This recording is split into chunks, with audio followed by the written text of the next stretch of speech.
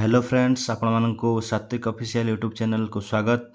जदि आपण माने आरआई अमीन आईसीडीएस ए सबूर एग्जाम देवा पई चाहूचंती ताहले ए वीडियोटी आपण मानक पई गुरुत्वपूर्ण होई पारे। स्किप न करी शेष पर्यंत देखंतु। शेष रे बहुत बढ़िया बढ़िया ट्रिक्स अछि जहा कि आपण मानकु बहुत ही काम रे आसीबो। तो दर्शक बंधु, आज आमे डिस्कशन करिबा हमर जो एग्जाम हबो तार कंप्लीट सिलेबस उपरे एवं को विभाग रु केते मार्क आसीबो, कौन प्रश्न आसीबो, देन शेष रे आमे केमिति एग्जाम अटेम्प्ट करिबा से विषय रे आमे टोटल इन्फॉर्मेशन ए वीडियो रे देबा। तेणु वीडियो को स्किप न करी शेष पर्यंत देखंतु। जदि आपण माने चैनल रे नुआ ताहले आपण चैनल को सब्सक्राइब कर दियंतु एवं साइड रे थिबा बेल आइकन रे दबाई दियंतु, जहा फल रे कि जहा भी आपणकर इंपोर्टेंट वीडियो आसीबो ताहा आपणक पाखु शीघ्र पहुंची जिवो। चलंतु आमे टॉपिक ऊपर को जिबा।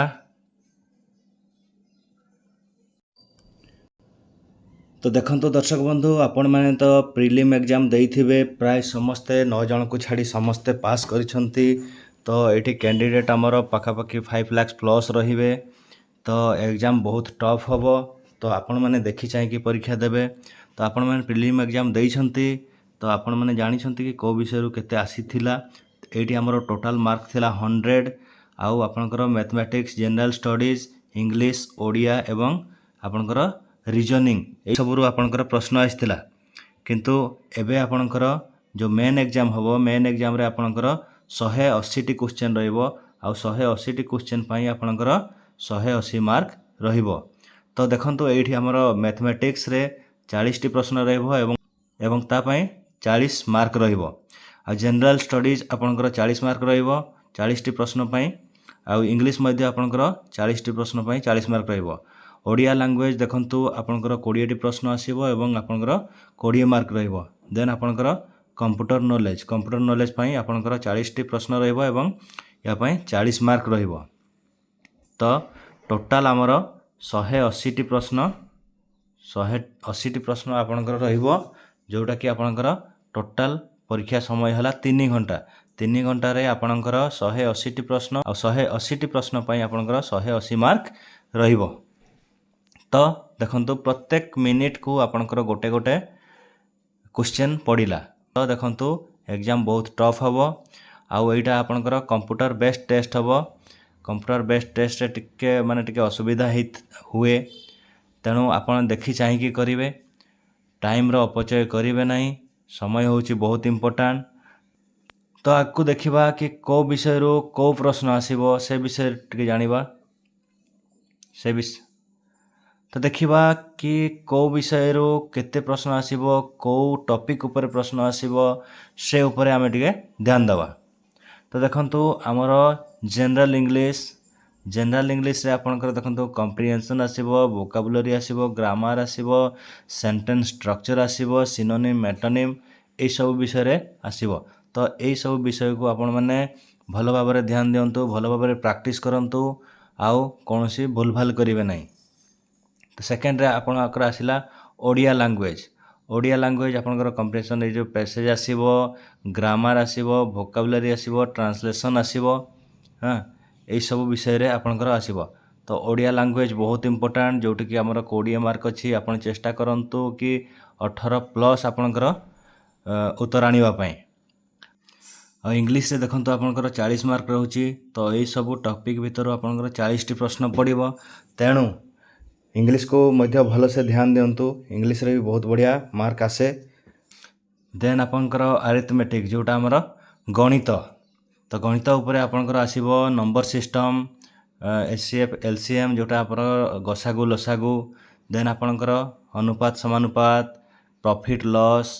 देन आपनकर टाइम एंड वर्क, समय एवं काम, डिस्टेंस, सिंपल कंपाउंड इंटरेस्ट, आउ तापर गला ये हमर परिमिति। एई तार ऊपर बहुत बढ़िया बढ़िया क्वेश्चन आसीबो। तेणु आपनकर मैथ को मध्य टिके भल से ध्यान दियंतु। एठी आपनकर 40 मार्क आसीबो। 40 मार्क रो प्रश्न जेहेतु आसीबो, चेष्टा करंतु आपनकर 35 प्लस रखिबा पई। बहुत सिंपल क्वेश्चन आसीबो। तेणु आपण भल से प्रैक्टिस करंतु अधिक रु अधिक मार्क रखिबा पई। देन आपनकर जनरल नॉलेज देखंतु जनरल नॉलेज रे आपणकर history, Indian history, geography, economics, polity एवं जनरल साइंस, करंट अफेयर्स सबुठु मिसिकी आसीबो आपणकर प्रश्न। केवल जे करंट अफेयर्स रु आसीबो सेटा नुह, आपणकर सबु विभाग रु जेमति कि इतिहास हला, भूगोल हला, आपणकर अर्थनीति हला, राजनीति विज्ञान हला कि आपणकर जनरल साइंस, देन आपणकर जोटा एबे करंट अफेयर्स सांप्रतिक घटनावली एई विषय रे आपणकर टोटाल प्रश्न आसीबो। जनरल नॉलेज भी आपणकर 40 मार्क आसीबो। तो चेष्टा करंतु मैक्सिमम रु मैक्सिमम मार्क गेन करिया पई। आउ जेहेतु एठी आपणकर माइनस मार्किंग अछि तो कौनसी भूल प्रश्नर उत्तर देबे नहीं। जदि न आसुची सेटा आपण पूरा टोटाल स्किप कर दियंतु, बरं टोटाल करिवे नहीं। जदि करिवे ताहले जहाँ भी आपण मार्क रखिथिबे सेटू आपणकर माइनस होई जिवार संभावना अछि। तो एई जिंसटा को आपण टिके ध्यान रे रखिबे। जेहेतु माइनस मार्किंग अछि ताहले आपण भूल आंसर देबे नहीं। तो आपणकर कंप्यूटर नॉलेज आजिका डेट रे आपणकर बिना कंप्यूटर कौनसी जिनस हो नहीं, तेणु कंप्यूटर नॉलेज आपणकर निहाती दरकार। तो कंप्यूटर कौन कौन प्रश्न आसीबो देखंतु। बेसिक कंप्यूटर आसीबो, बेसिक कंप्यूटर, देन आपणकर MS Microsoft Office, then Word, Excel, PowerPoint, email, operating system, input output device. तो यही विषय रु आपणकर प्रश्न निहाती आसीबो। एठी भी आपणकर केतरा रहउची ना 40 टी प्रश्न रहउची। तो 40 रु चेष्टा करंतु 30-35 मार्क रखिया पई। एग्जाम बहुत टफ हो गलानी, पिला माने बहुत एडवांस बाहरुछंती, तेणु आपनको अधिक रु अधिक स्कोर करबा पड़िबो। काहेकि ना cut off maximum to maximum जिबार चांसेस अछि। एटा तो थिला आपणकर कंप्लीट सिलेबस। तो एबे रहिला कि आमे केमती एग्जाम को अटेम्प्ट करिबा, केमती कले आमे बेसी रु बेसी मार्क गेन करि परिबा, से विषय टिके आमे जानिबा। प्रथम कथा तो देखंतु आपण एटी कोनोसी रॉकेट साइंस नाही, आपण को प्रैक्टिस करबा को पड़िबो।